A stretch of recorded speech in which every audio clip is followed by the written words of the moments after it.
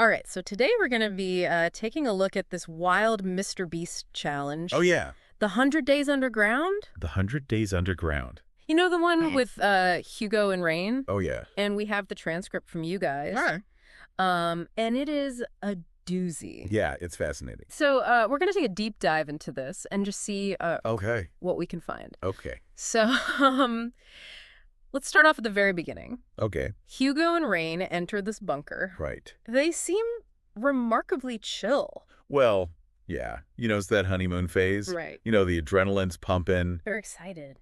They're probably thinking about all the money they're going to win. Right. You know. All the things they can do with it. Yeah, all the things that they could do with the money. Right. But also, I think they're putting on a brave face for the cameras. Oh, absolutely. Yeah.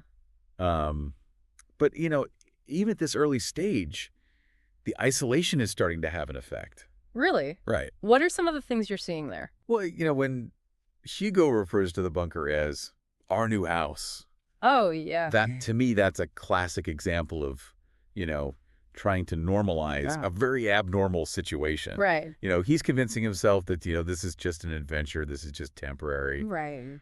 But deep down, I think he knows it's anything but. Yeah. I mean, 100 days is a long time. It is a long time. To be underground. Yes. Especially with a complete stranger. Especially with a complete stranger that you know nothing about. Right. And you're stuck. You can't get out.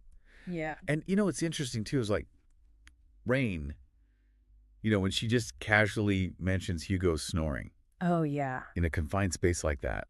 Like, even the tiniest little annoyances become magnified. Oh, for sure. They're like, here's a pressure cooker waiting to explode. Yeah, and then Mr. Beast throws this curveball at them. Oh, yeah. The alarm. Right, the money-burning alarm. The money-burning alarm. And they have to stop it to stop their money from literally burning. Which is brilliant. Yeah. You know, from a psychological standpoint. Right. Because it's, you know, it's not just winning money now. It's about not losing the money. It's about avoiding losing the money. Yeah. And that's actually a much stronger motivator. Because losing hurts more than winning feels good. Exactly. Yeah. Losing hurts more than winning feels good.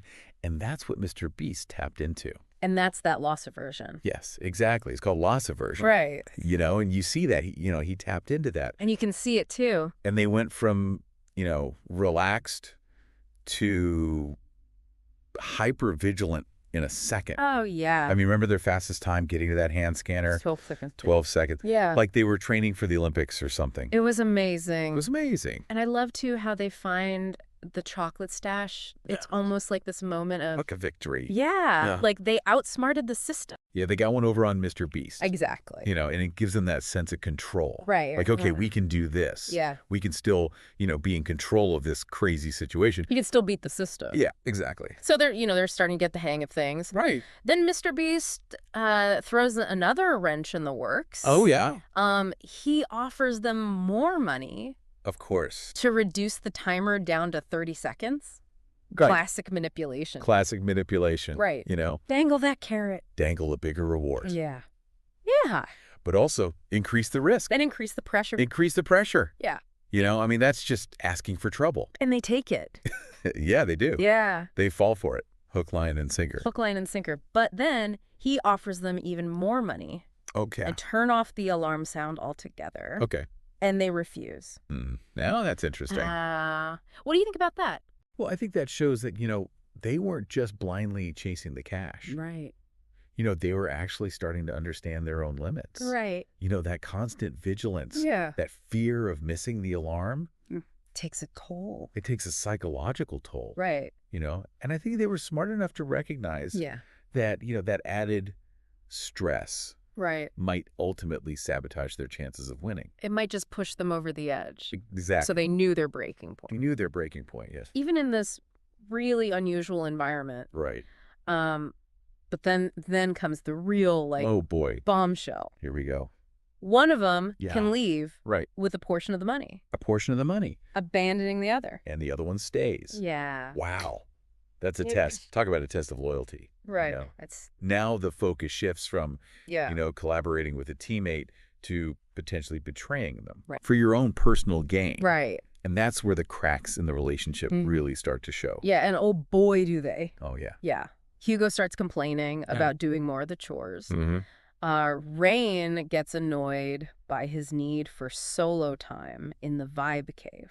Yeah, their coping mechanisms are starting to clash. Right. Hugo seeking solace in solitude, Yeah. while Rain needs that connection She needs that connection. and the interaction. Right. Yeah. So their personalities, Yeah. which were initially kind of compatible, Yeah. they're just grating on each other. Yeah. It makes you wonder, how would you cope with that kind of isolation and tension? Right. Would you be more like Hugo or more like Rain? Yeah. Are you a collaborator? Yeah. Or are you a competitor? Right. Yeah, exactly. And then things get even more complicated because Mr. Beast sends in Ryan Trahan to help. Oh, no. Ryan Trahan, Right. the master of wholesome challenges. Right. Thrown into this pressure cooker. Thrown into this pressure cooker. Yeah. I mean, it's like, throwing cold water into a boiling pot. Yeah.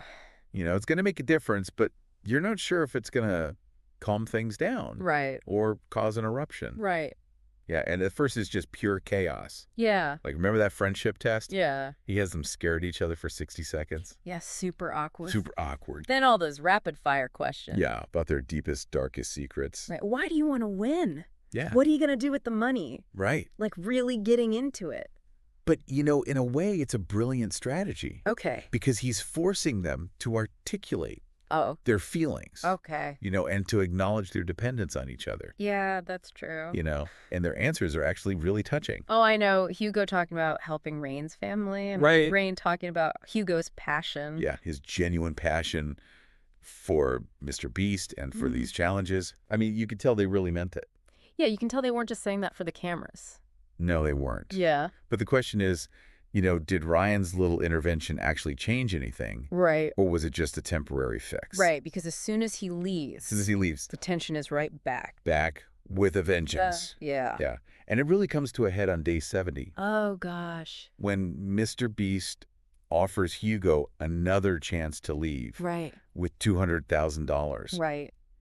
And you can see on his face. He was struggling. He's struggling. With that decision. He is so close to breaking. Yeah. It's like, you can feel the weight. You can feel the weight of those 70 days. Yeah. The isolation, the pressure, all bearing down on him. It makes you wonder, what are the signs?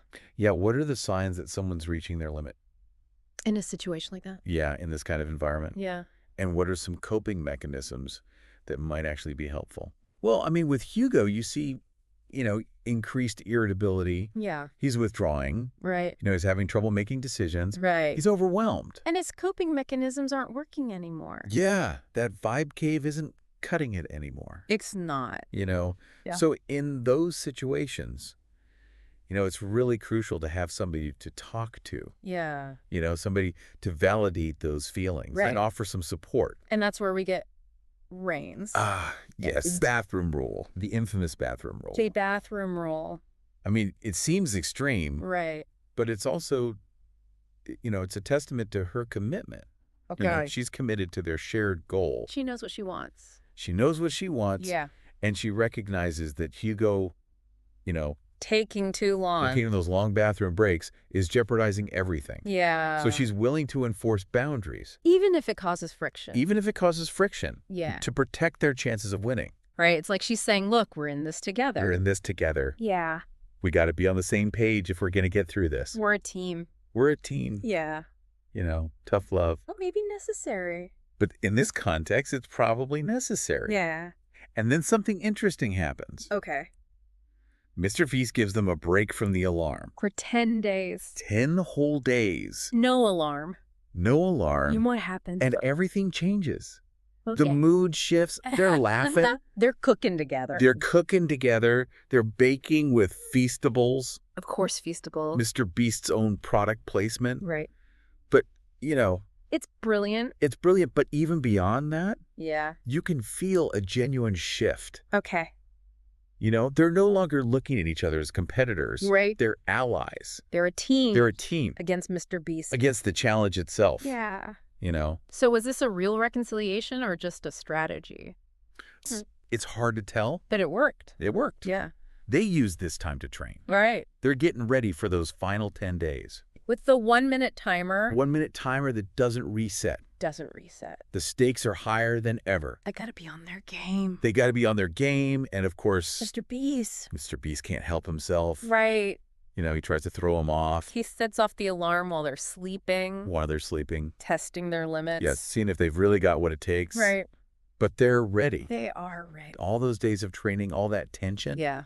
They are a well-oiled machine. Money-grabbing machine. Yeah. And they did it. They did it. They made it. 100 days. 100 days. They come out of that bunker, blinking in the sunlight. Yeah. $700,000 richer. Wow. Overwhelmed with emotion. Yeah.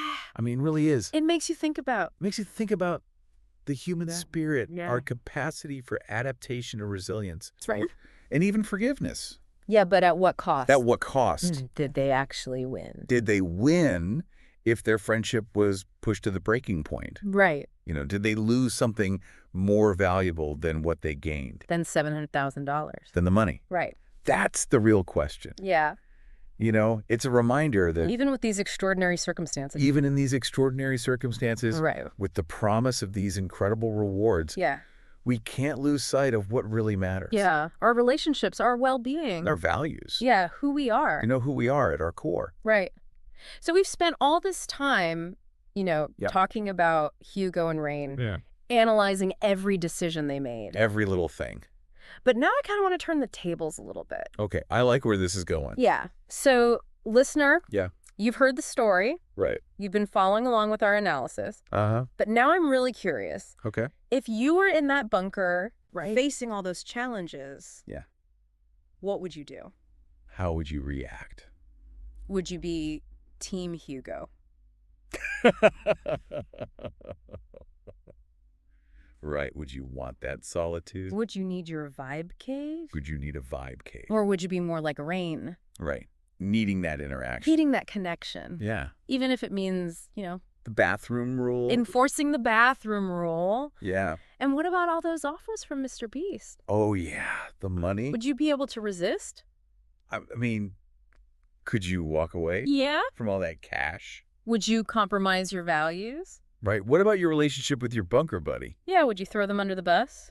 For a quick buck. Right. It's easy to judge. Oh, yeah. From the outside looking in. Right. But really put yourself in their shoes. Yeah, man. Those days ticking by. The pressure. The isolation. The uncertainty. And we only saw when Mr. Beast showed us a tiny sliver. Yeah. What about all the stuff that happened? Right behind the scenes. When the cameras weren't rolling. What were they talking about? What were they thinking? What were they feeling? Right. Did they regret it? Right. Did they have second thoughts? Did they? What were their doubts? Yeah. And even after the bunker. Right. What happened? Did it change them? Did they come out stronger? Or did they, Were they scarred? Were they damaged by the experience? Right. We don't know. We don't know. And that's what makes this so fascinating. Right. It really makes you think about human nature. Yeah, about the choices we make. Under pressure. Under pressure when the stakes are high. Yeah. But I think ultimately, yeah, this challenge shows us. It reminds us. That no matter what. Yeah. We all need connection. Connection, yeah. We all need purpose. Purpose. We all need to feel like we belong. Absolutely. And, yeah, it also shows us. The incredible resilience. Yeah, how adaptable we are. Yeah, we can find ways to cope. With anything. With even the craziest situations. Yeah, even being locked underground. Yeah. For 100 days with a stranger. Amazing. So, listener. Yeah. We want to hear from you. What are your takeaways? Could you have survived the bunker? 100 days. What would your breaking point be? What would you do differently? What did this challenge teach you? About yourself. About human nature. About our desires. Our values. Right. Hit us up on social media. Yeah, let us know. Let's keep this conversation going. Let's keep talking. Because this isn't just about Hugo and Rain.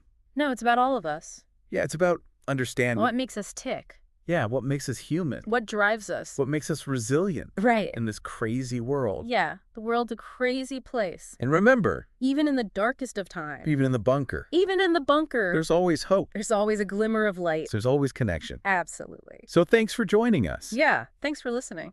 On this deep dive into the Mr. Beast Bunker Challenge. We'll see you next time. Until next time, stay curious. Yeah. Stay connected. And keep exploring.